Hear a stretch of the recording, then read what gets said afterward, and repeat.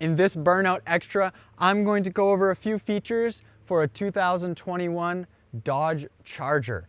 Absolutely bone stock, but let's see what it's got. I actually really like the LED headlights in the Charger. I genuinely think that they're super bright. I actually don't think they're that bad to cross a car with. However, like I said, they're bright enough and I genuinely really like them a lot. I think the shape of them is awesome along with the taillights. And so to me, that is definitely a feature worth mentioning. This thing is a 3.6 liter V6 engine and it has an 8-speed automatic transmission. So it shifts a lot, but it actually picks up pretty nice and it's a smooth ride to say the least.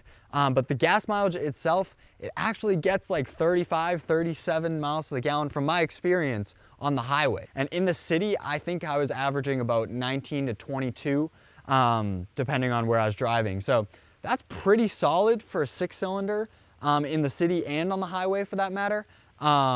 So honestly, that's definitely worth noting. A feature with most modern cars that has now become common and a standard is a backup camera, and this car is definitely equipped with one of those as well. But what's even better is it also has the sensors here along the back of the car. They'll actually show you where you're backing up on the camera, and it will beep once you're close to the thing that you're backing up to. Another feature in the back of the car is the button that's almost camouflaged on the back of the car, and that is right here next to the E. If you have your keys in your pocket or are relatively close to the car, you can actually just come up to that and click that button without even opening or unlocking the car, and the trunk will open no problem. So that's pretty sweet as well. I will say the storage space in these Chargers is a lot better than I expected.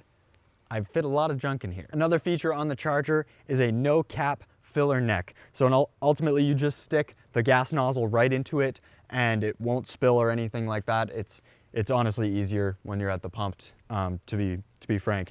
However, it's also nice that when you shut it, it closes in and it's not something that you just pull open. You actually have to touch it to unlock it and open it. Before we head inside the car to check out those features, I want to show you the button on the door. And to be quite honest, I haven't even figured out exactly how these things work because I also have them on my Challenger. But regardless, you can unlock the car and lock the car with that button somehow. And all I know is that when it's locked, which is right now, I can hover over it without even touching it and ultimately it would unlock. However, sometimes when you go up to it, because you locked it with the fob, you can't unlock it with this.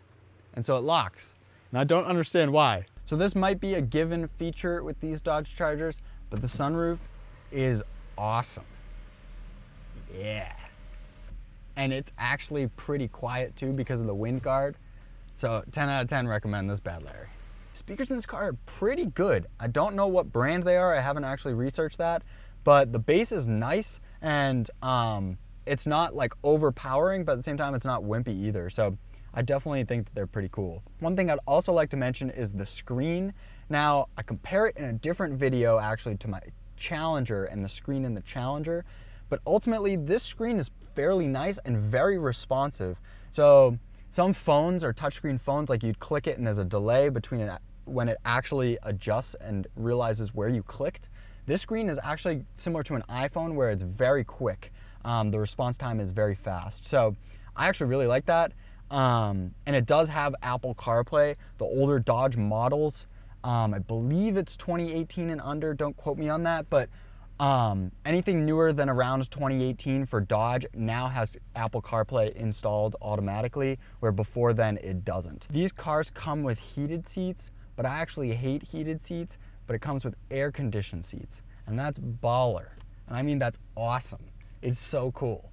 I would use it in the winter. Like, to me, this is rad. I'm also a sucker for the heated steering wheel in the winter, which unfortunately none of my cars have, and this one does have it. The heated steering wheel, that is some top-notch thinking. The one thing that I actually appreciate about the Dodges is that they have a traction control off button, and I know a lot of cars have that, but the ones in the Dodges are very easily accessible. So you can kind of just flick it on, super simple, super easy, and that to me is a feature. A feature is automatic up windows.